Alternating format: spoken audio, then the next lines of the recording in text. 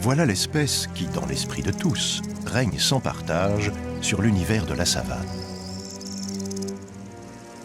Avec sa prestance naturelle, c'est vrai que ce jeune lion en impose. C'est vrai aussi qu'il fait trembler, quand bon lui semble, la plupart des mammifères alentours.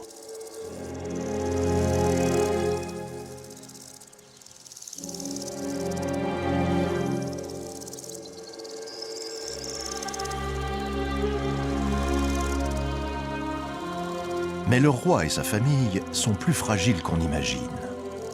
Et à y regarder de près, il y a quelques surprises au royaume des animaux. Les vrais seigneurs ne sont pas toujours ceux auxquels on pense.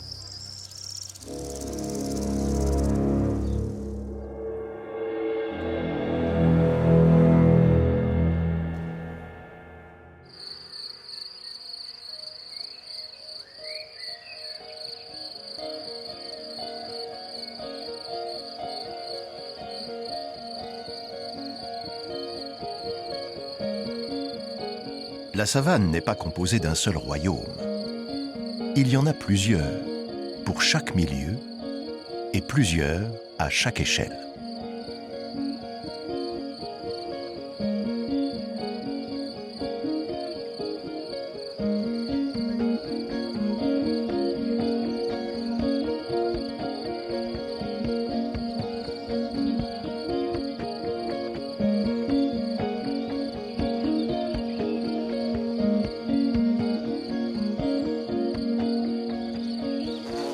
Chaque royaume a son souverain, ses princes, et une multitude de petits barons qui vivent en maîtres sur leur domaine.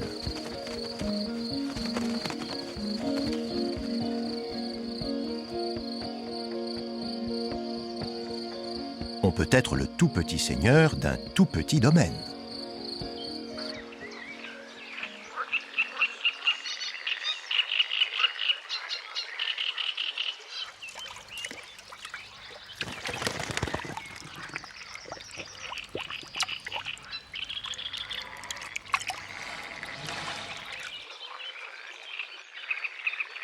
Voilà par exemple au bord de l'eau le seigneur des nénuphars. Un titre que personne ne lui conteste.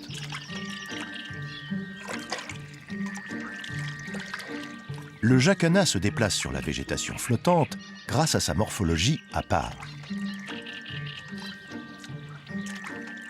Il a les doigts les plus hypertrophiés de la savane.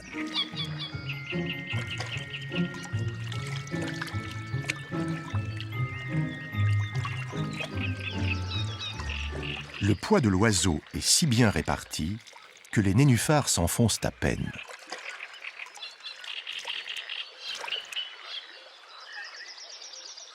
Il y a un grand intérêt pour le jacana à savoir marcher sur l'eau. Il n'a pas de problème de nourriture.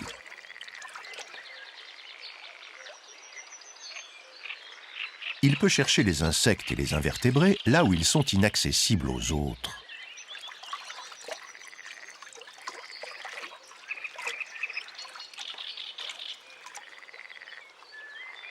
Pour le titre plus glorieux de seigneur de la rivière, les prétendants sont nombreux.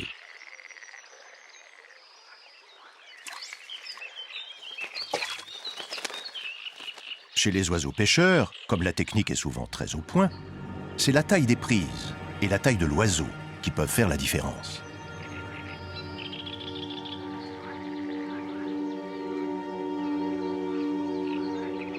L'affaire se joue a priori entre deux géants. D'un côté, un échassier, le héron Goliath. C'est le plus grand héron du monde. Il mesure 1,50 m de haut et fait 2 mètres d'envergure. De l'autre, un rapace, l'aigle pêcheur. Un vrai seigneur des airs qui a beaucoup d'allure.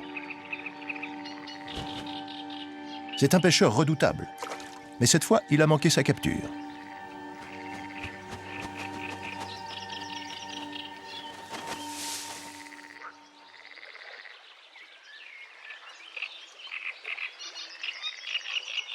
Le martin-pêcheur Pie est beaucoup plus petit, mais il a été plus performant. L'oiseau s'acharne sur sa prise qui est déjà à moitié réduite en lambeaux.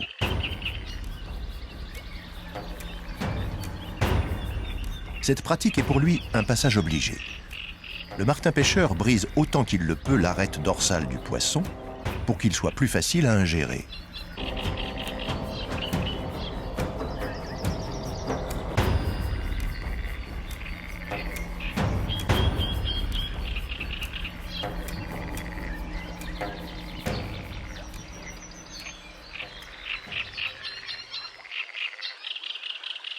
Les oiseaux qui plongent pour chercher leur nourriture dans l'eau ont en principe un plumage parfaitement étanche. On a cru longtemps que celui de l'Aninga ne l'était pas. Tout simplement parce qu'après un séjour dans l'eau, il doit faire sécher ses plumes, ce qui lui donne souvent piètre allure.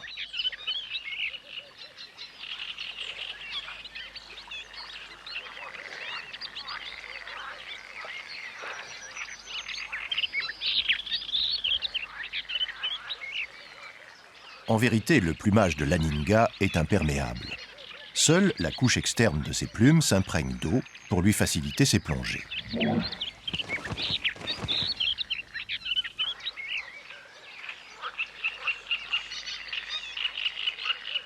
L'Aninga est une sorte de cormoran avec une particularité, ce bec effilé qui lui sert à transpercer les poissons au terme de ses chasses sous-marines.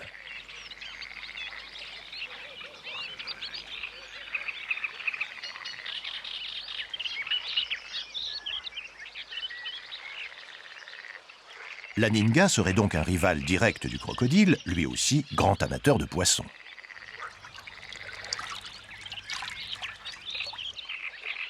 Un peu difficile à croire lorsqu'on voit cet oiseau plutôt emprunté se mettre à l'eau.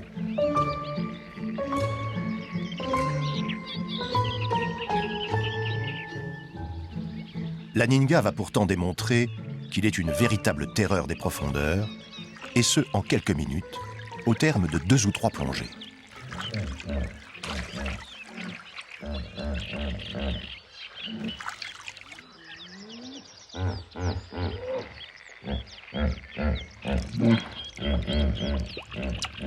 L'oiseau chasse à 3-4 mètres de profondeur, c'est dire qu'il peut prétendre à des proies qui sont inaccessibles aux oiseaux qui pêchent en surface.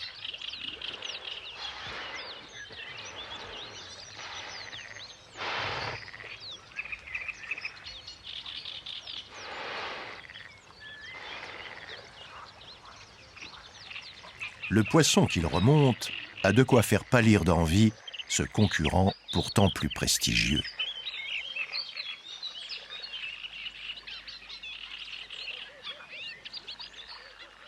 Quand il retourne sur son perchoir, l'Aninga perd à nouveau de sa superbe. La proie semble l'encombrer.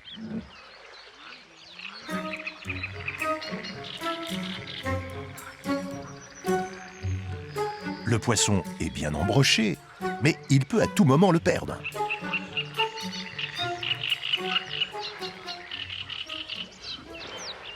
Alors qu'on ne voit pas très bien comment il pourra s'y prendre pour manger sa proie, il va faire montre d'une étonnante dextérité. Il va lancer le poisson en l'air tout en l'orientant avec une grande précision pour qu'il lui tombe directement dans le bec, tout vivant, mais tête en avant pour l'avaler d'un coup.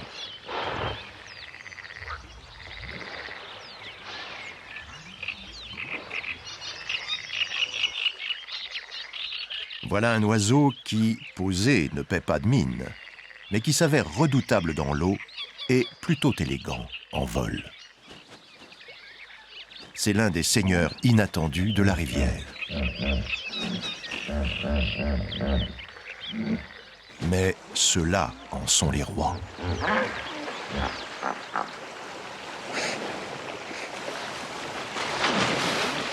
L'hippopotame et le crocodile règnent sans partage sur tous les points d'eau et leurs berges. Le crocodile adulte n'a pas de prédateur. Il dégage cette assurance tranquille à laquelle on reconnaît les grands seigneurs.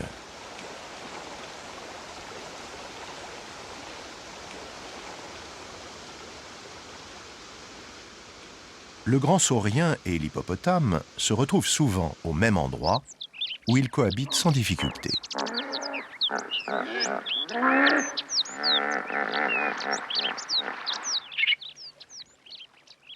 Il n'y a aucune concurrence entre eux puisqu'ils n'ont pas du tout le même régime alimentaire.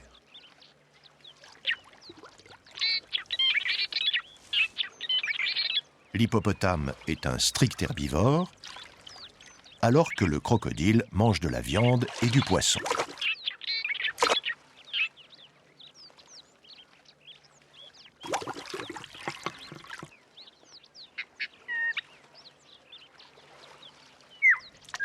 Mais un crocodile adulte ne mange qu'une 50aine de fois par an.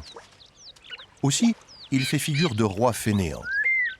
Pendant que tous les autres cherchent leur nourriture quotidienne, la plupart du temps, le crocodile se prélasse au soleil.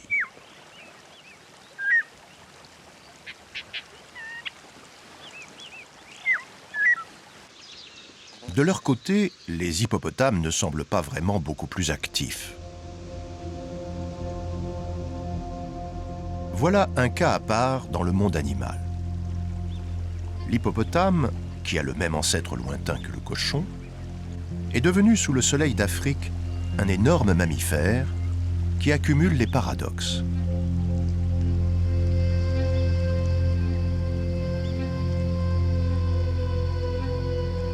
Ainsi, cette façon de se coller systématiquement les uns aux autres, comme s'ils devaient former un bloc pour se défendre, alors qu'ils n'ont quasiment pas de prédateurs.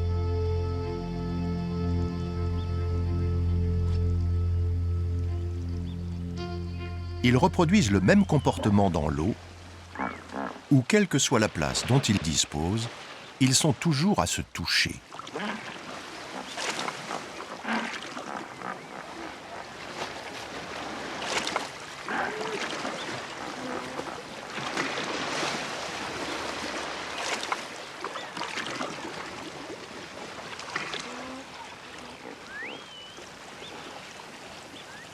Ce comportement grégaire est d'autant plus étonnant que lors de ces contacts, les individus peuvent vite montrer de l'irritation.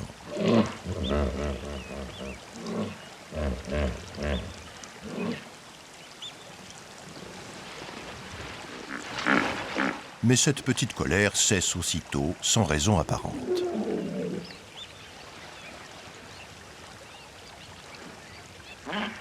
On va observer chez ces jeunes hippopotames un autre comportement paradoxal.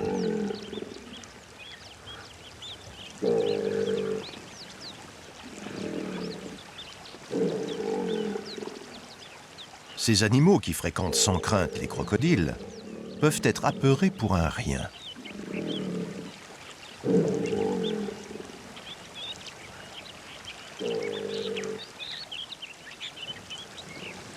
Il va suffire de l'envol soudain d'un oiseau pour qu'il se précipite dans l'eau. À l'évidence, c'est leur refuge.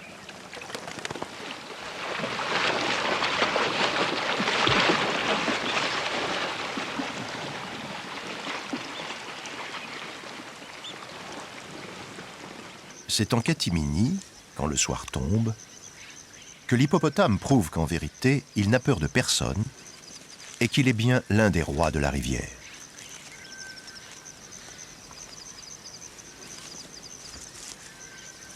Contre toute attente, c'est tout seul qu'il part manger pendant des heures sur les berges.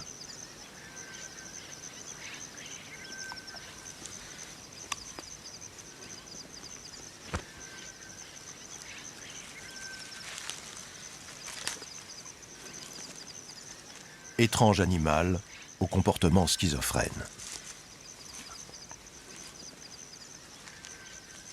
C'est sans doute cette peau particulière, presque nue, à l'épiderme très fin et dépourvu de glandes sudoripares, qui a dicté à l'hippopotame sa double vie.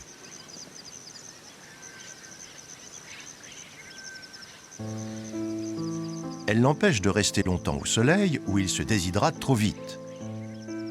Alors il doit attendre le soir pour aller brouter durant 4 ou 5 heures toute l'herbe nécessaire à son énorme masse.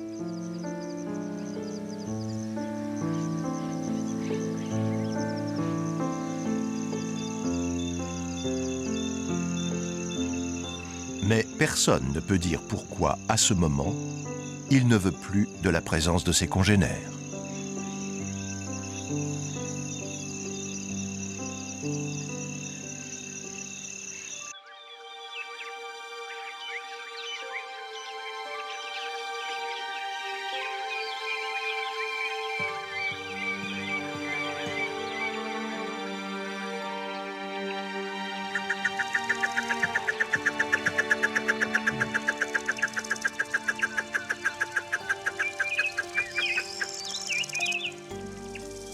À la différence de l'hippopotame, ce girafon, lui, n'a pas choisi sa solitude. Des restes de cordon ombilical montrent qu'il n'a que quelques semaines. À voir ces grands bébés laissés ainsi à eux-mêmes, on a longtemps pensé que les girafes étaient indifférentes à leur progéniture. C'est vrai qu'elles s'en éloignent souvent pour chercher leur nourriture. Et comme elles doivent passer presque 10 heures par jour à manger, pendant tout ce temps, elles négligent un peu leurs jeunes.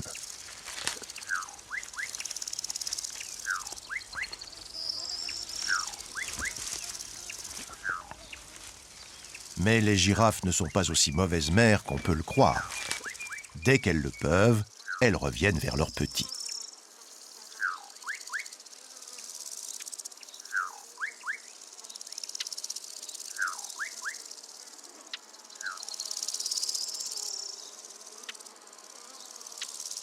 Cette présence épisodique est durable. Les girafes restent souvent très proches de leurs jeunes pendant près de 18 mois. C'est bien davantage que chez la plupart des animaux.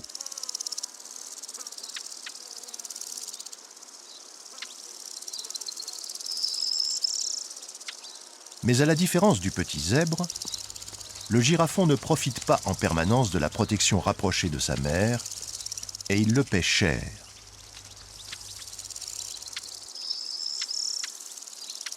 Quand ils naissent sur un territoire où vivent des lions ou des hyènes, moins d'un girafon sur 2 passe le premier mois.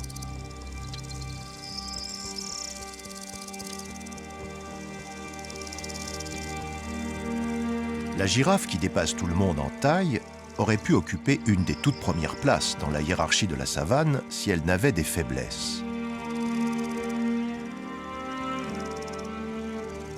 Non seulement ses petits sont très vulnérables, mais il lui faut 14 mois pour en faire un.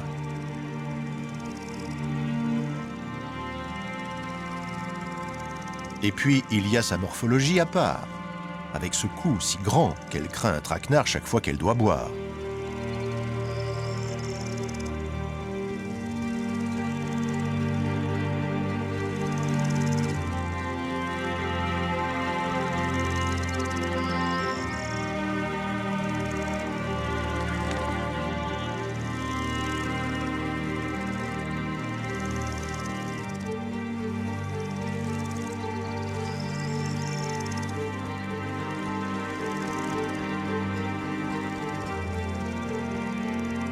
Une lionne seule a peu de chance face à une girafe adulte. Mais si elles se mettent à plusieurs et parviennent à faire tomber l'ongulé, elles ont d'un coup une énorme quantité de viande à partager. De quoi nourrir tout un clan.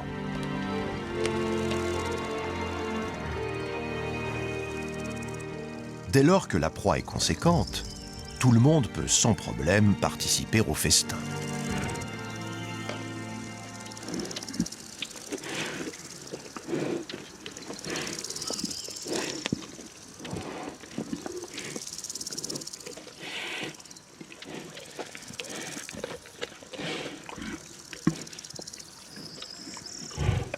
Les lions mangent en moyenne 5 à 7 kilos de viande par jour, mais ils peuvent aussi se gaver jusqu'à ingurgiter près d'un quart de leur poids.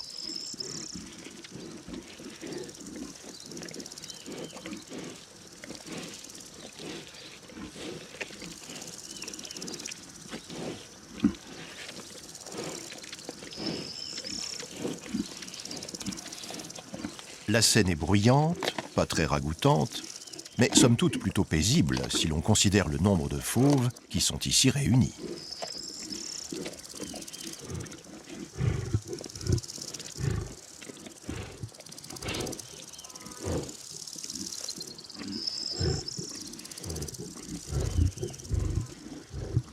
L'acceptation du partage est dans la nature du lion. C'est l'un des codes de son organisation sociale. Elle est structurée autour des femelles, qui sont toutes plus ou moins apparentées.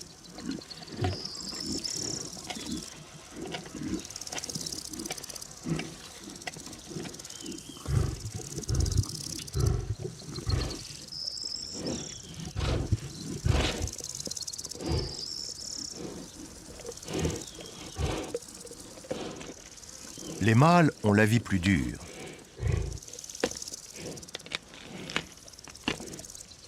Quand ce jeune aura développé sa crinière, il devra conquérir un clan, mener des combats à l'issue incertaine.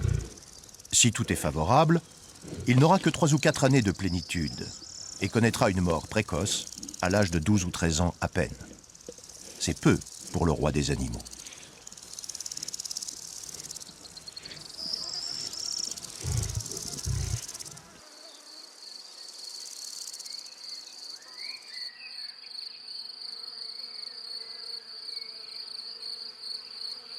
Le lion adulte n'a pas de prédateur.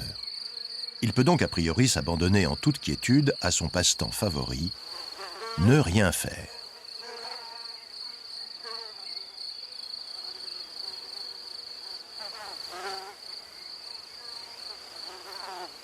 Mais certains arrivent quand même à lui gâcher un peu la vie. Et dans cette circonstance, le roi est bien dépourvu. Sa puissance ne lui sert à rien. Il en est réduit, comme tous les herbivores, à des battements de queue pour éloigner les insectes.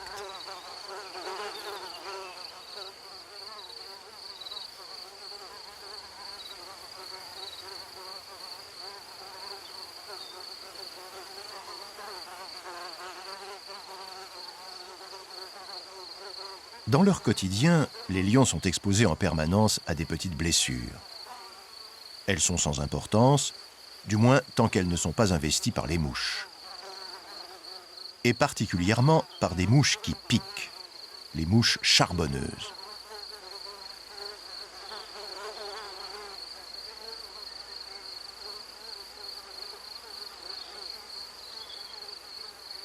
Elles se nourrissent du sang de l'animal sur lequel elles se posent et ce faisant lui transmettent souvent des maladies.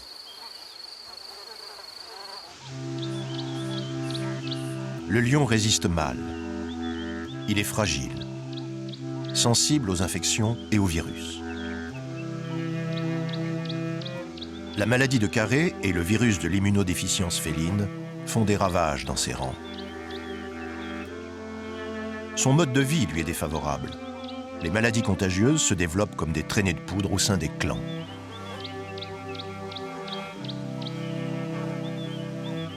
Face à ces ennemis minuscules, les lions n'ont pas de bottes secrètes. Ils se grattent et s'efforcent de déloger les bestioles qui les démangent.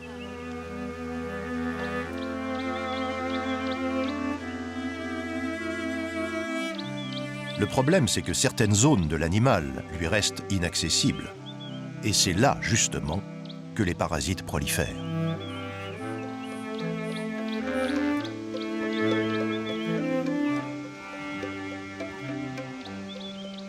Mais le lion est un animal social, et c'est de ce côté-là qu'il va chercher la solution.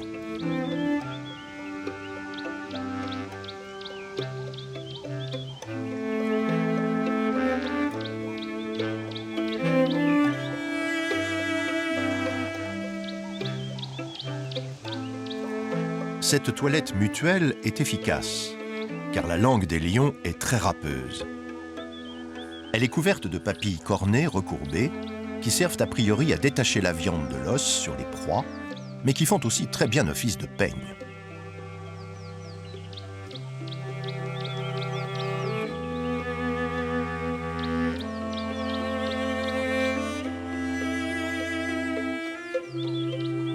Quand ils sont trop gênés par les insectes piqueurs, les lions ont tendance à bouger pour chercher un endroit moins infesté. En dernier recours, ils s'installent dans les arbres.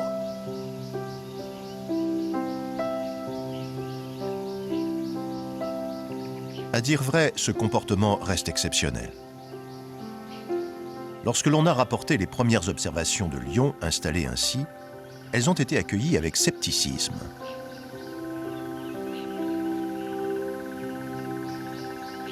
C'est vrai que le lion est un félin, mais il est considéré, avec le tigre et le guépard, comme une exception dans sa famille. Il n'est pas grimpeur.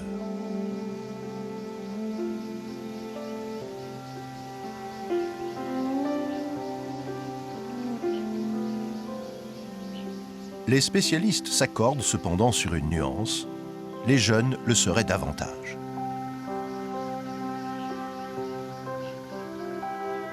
Avant de prendre du poids, ils ont cette capacité à grimper au tronc des arbres.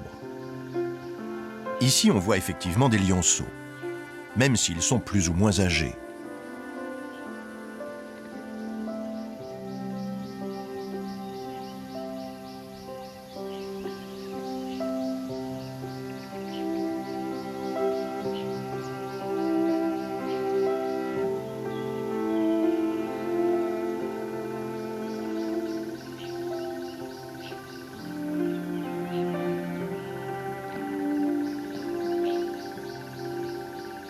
Reste que ces animaux n'ont ni l'aisance, ni l'équilibre inné des vrais grimpeurs.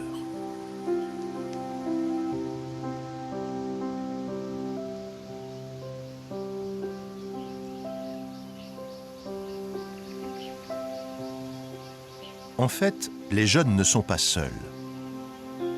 Il y a une femelle adulte aux deux extrémités des plus hautes branches occupées. Autrement dit, les lionnes ont été les premières à grimper. Voulait-elle vraiment échapper aux mouches? Ou mettre les lionceaux à l'abri des hyènes qui rôdent dans les parages?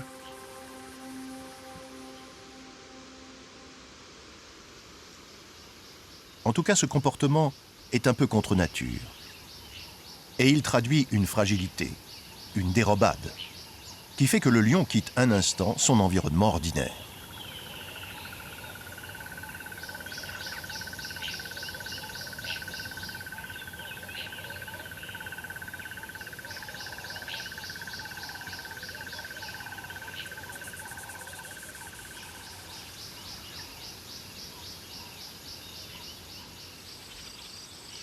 Voilà, au pied de l'arbre occupé par les lions, des impalas.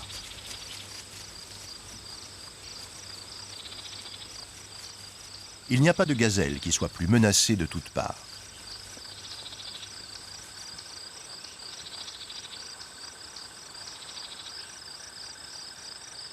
Pourtant, à la différence du lion, dont les effectifs ne cessent de décroître depuis 12 000 ans, cette antilope prospère.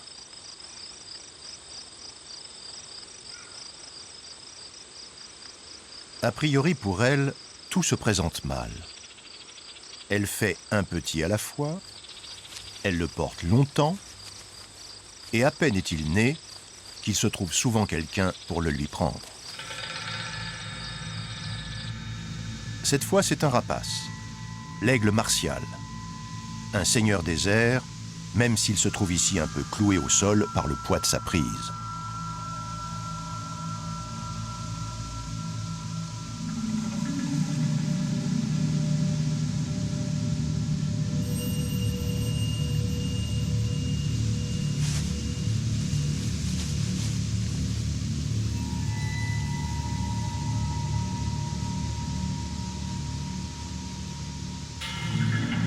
Faute de savoir l'emporter, l'aigle doit cacher sa proie pour pouvoir la manger sans attirer les convoitises.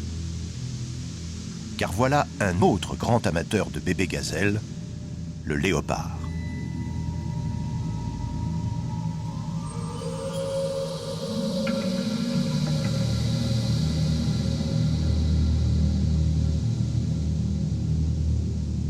La menace est passée. Le plus grand et le plus redoutable des aigles africains va pouvoir attaquer son repas.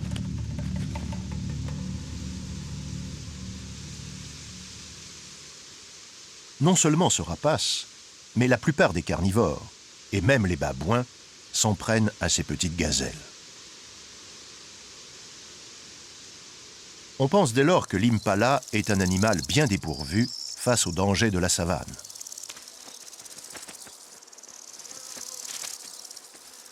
En vérité, malgré des pertes régulières et conséquentes dans ses effectifs, voilà une espèce en pleine santé.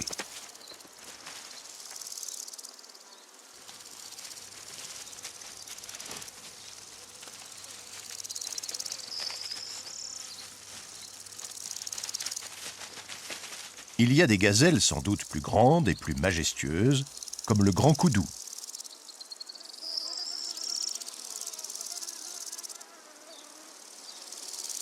D'autres plus rares et plus spectaculaires, comme cette antilope sable. Mais aucune ne mérite plus que l'impala le titre de reine des antilopes.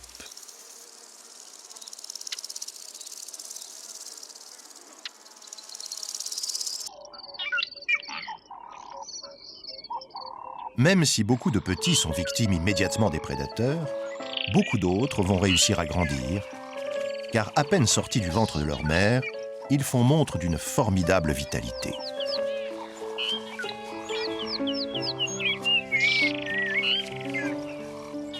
Quand ils deviennent adultes, les mâles rejoignent les groupes de célibataires avec l'espoir de devenir un jour maîtres d'un harem.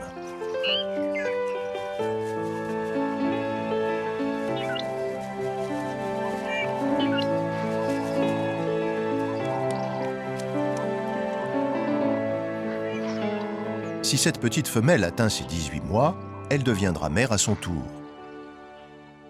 Elle mettra bas un petit à la fois, année après année, pour compenser les prélèvements faits sur son espèce.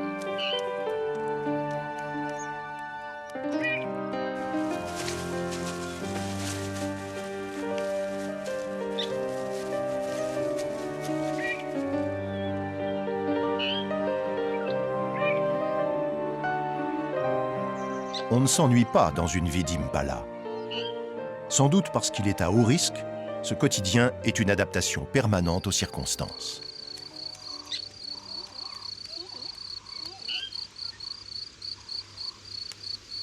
Cette antilope n'est pas difficile, ni en termes de milieu, ni en termes de nourriture.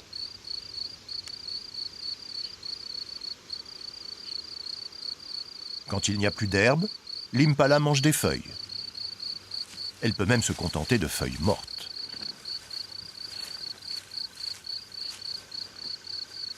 Elle aime boire, mais s'il n'y a plus d'eau à proximité et que la végétation est encore verte, elle peut s'en passer.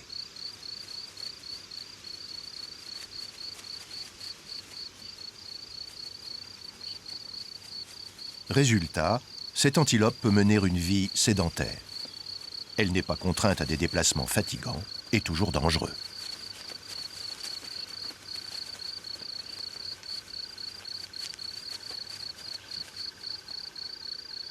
La capacité d'adaptation est la clé de la réussite pour cette espèce qui est sans doute la plus parfaite de toutes les antilopes.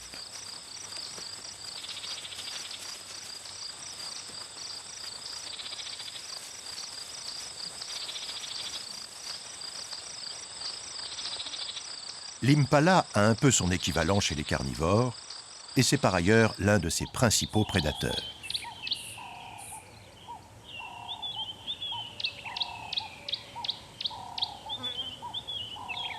Le léopard est dans sa catégorie des grands carnivores l'un des animaux les mieux aboutis.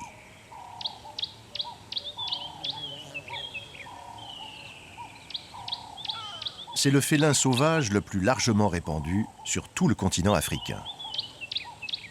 Il est un peu partout, mais on ne le voit pas souvent car il est d'un naturel solitaire et discret.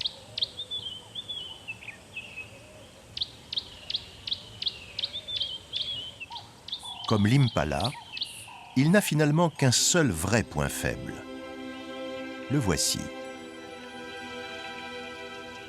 Les jeunes léopards sont très vulnérables.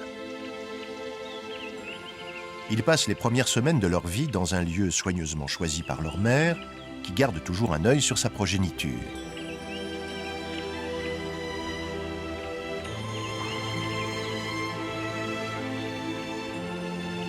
S'ils sont vus par des lions ou par des hyènes, les petits risquent fort de se faire dévorer. Ce ravin rocheux offre un bon abri. Il est facile de s'y cacher entre deux séances de jeu sous haute surveillance.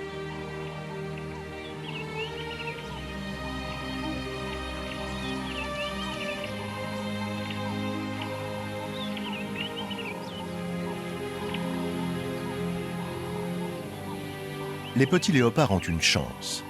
L'attention patiente de leur mère, qui passe quasiment toute une année à s'en occuper. Le temps qu'ils soient capables de subvenir par eux-mêmes à leurs besoins alimentaires.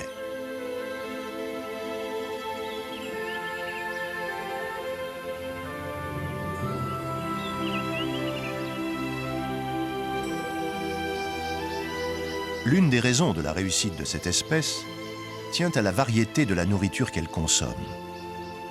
Le léopard trouve quasiment toujours et partout de quoi se nourrir, car c'est le moins spécialisé des grands félins.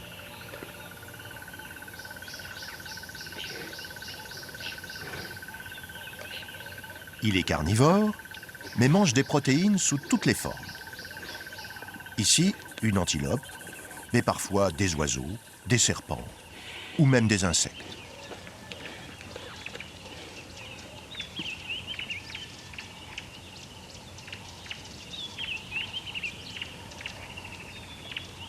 Ce petit n'est pas encore sevré, mais il manifeste déjà beaucoup d'intérêt pour la viande ramenée par sa mère.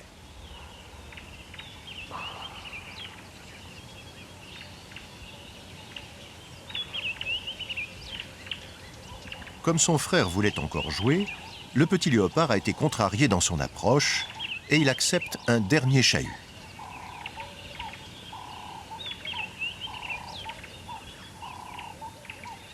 Finalement, l'un se lasse aussi du jeu et va dormir. C'est l'occasion pour l'autre de reprendre son objectif. Aller goûter un peu à la viande d'impala, ce que sa mère tolère avec un peu de mauvaise humeur.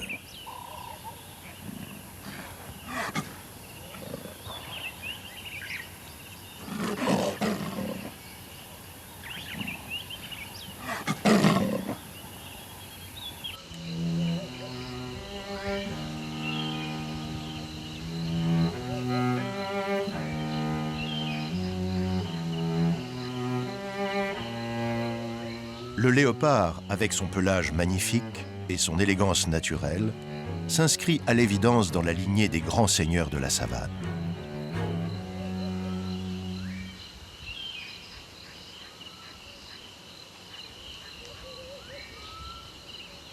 Elle abrite aussi des princes barbares. Ils se déplacent en horde, sentent le sang et l'urine et font régner sur leur passage une véritable terreur.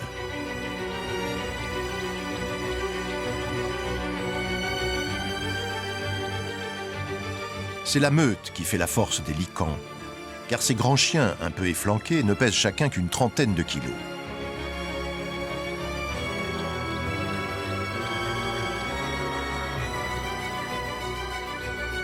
Mais le groupe est soudé, organisé, et il y a entre ses membres une connivence à toute épreuve.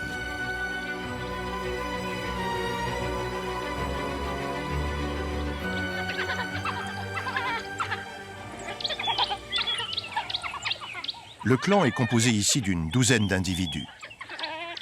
Il est soudé autour d'un mâle et d'une femelle dominant, le couple reproducteur, qui a besoin pour chasser de la collaboration de toute la meute.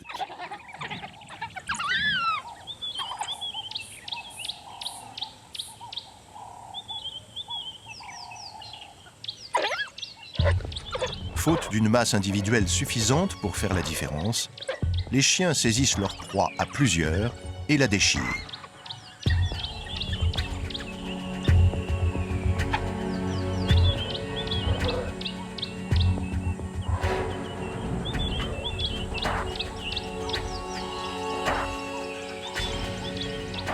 La chasse a été cruelle, mais les chiens témoignent finalement d'une entente remarquable au moment du partage.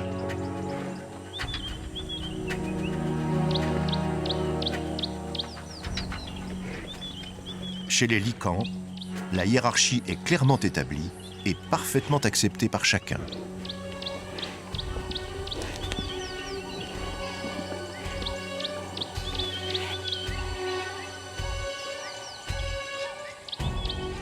À la différence de la plupart des autres prédateurs, ces animaux sont strictement carnivores.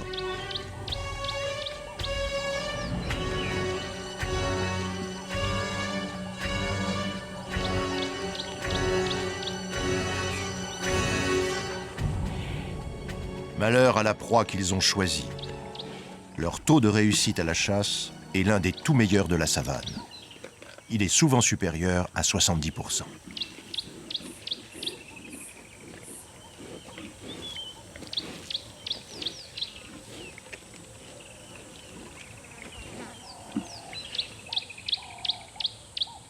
Dès que la proie est consommée, ce qui ne prend que quelques minutes, la meute reprend son errance.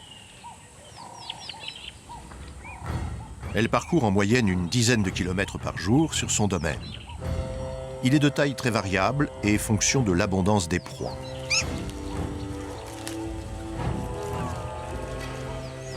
Les licans peuvent chasser des zèbres adultes ou des lapins, mais la plupart de leurs victimes sont des gazelles de taille moyenne ou des nouveau-nés d'espèces plus grandes, comme ces bébés gnous.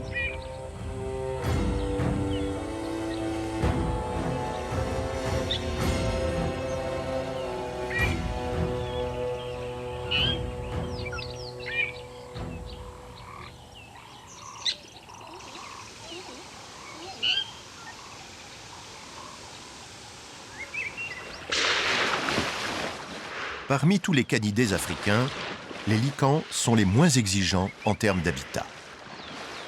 Mais il y a une chose qu'ils apprécient par-dessus tout, c'est la présence d'une mare.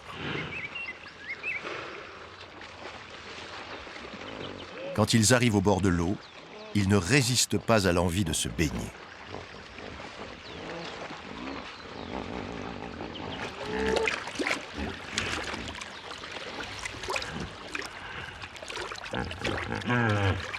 Le chien sauvage est endurant et rapide. Il peut courir à près de 50 km/h pendant plusieurs kilomètres, ce qui lui donne un avantage souvent décisif lorsqu'il est en chasse. Il y a bien quelques herbivores de l'autre côté de la mare, mais il n'a aucune chance d'en inscrire un à son menu. D'autant qu'il s'agit d'un groupe de mâles et que chacun de ces buffles fait plus de 20 fois le poids d'un lican.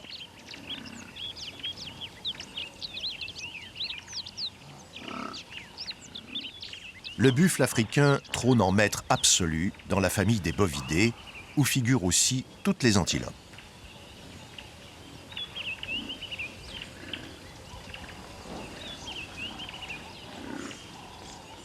Cet animal massif et puissant est le roi incontesté d'un groupe où s'exprime la plus grande diversité. Le céphalophe, qui fait une douzaine de kilos et vit en solitaire, est un cousin du buffle, tout comme l'est cette autre antilope, le guibe harnaché.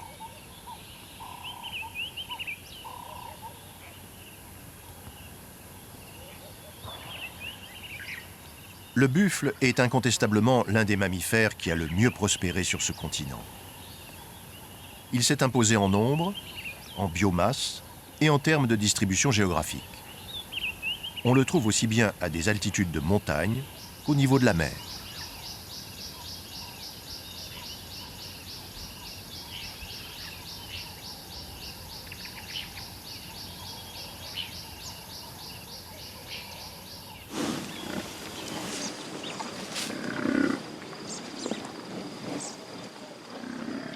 Le buffle mange des herbes hautes qui sont souvent trop dures pour les autres ruminants, ce qui lui permet de satisfaire assez facilement ses besoins en nourriture.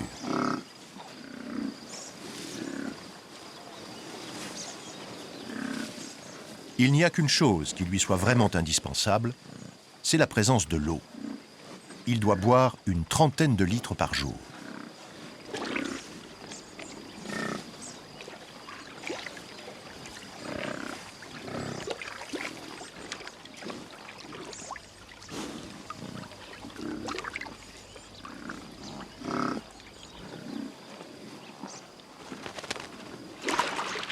À la différence des femelles qui cessent de grandir lorsqu'elles atteignent leur maturité, les mâles poursuivent indéfiniment leur croissance. Et c'est par la masse qu'ils établissent entre eux une hiérarchie.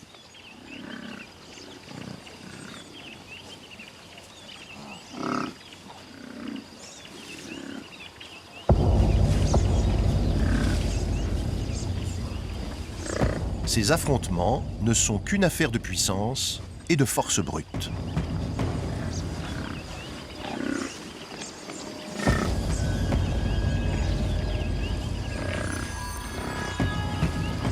Ici, l'engagement est limité. C'est un entraînement entre quelques mâles qui vivent à l'écart du troupeau.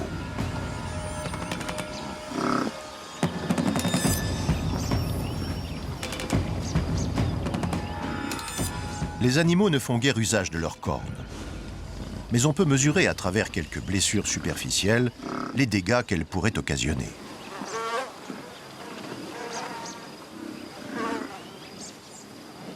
La grande force des buffles, celle qui explique largement la réussite de l'espèce, c'est la taille et la cohésion du troupeau.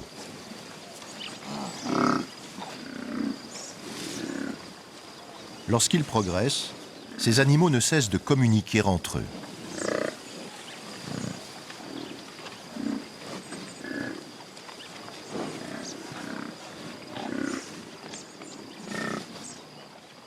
Le groupe, la communication, la capacité d'adaptation, c'est peut-être ce qui manque à cet autre mastodonte pour avoir sa place dans la lignée des seigneurs de la savane.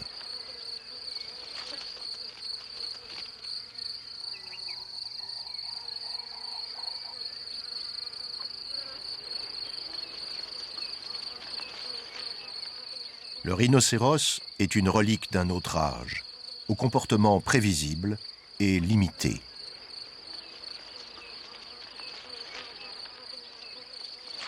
Il donne toujours le sentiment de mener sa vie un peu à part. Tout le contraire de l'éléphant, pleinement intégré à son milieu.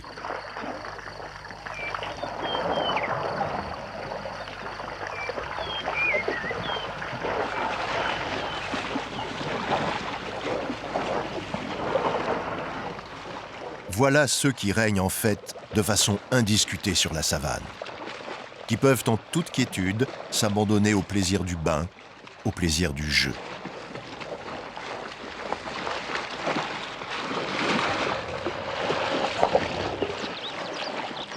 Non seulement ces géants n'ont rien à craindre de personne, mais pour asseoir encore leur pouvoir, ils vivent en groupe. Et cette fois, c'est tout le contraire d'une accumulation de masse et de force brute.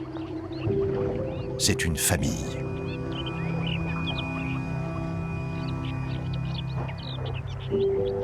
Autant d'individus sensibles, intelligents, organisés.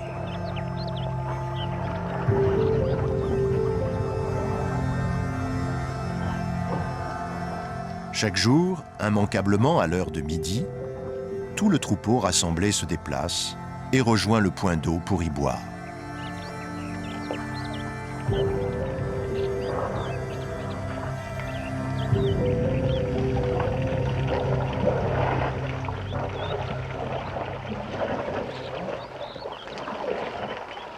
Malgré ses énormes besoins quotidiens en eau et en nourriture, l'éléphant est parvenu à survivre dans la savane africaine.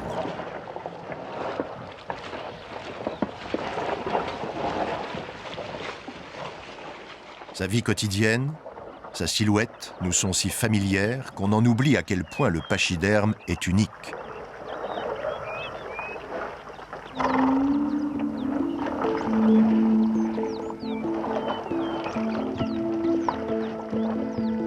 Voilà le seigneur incontesté des lieux, un géant pacifique et végétarien.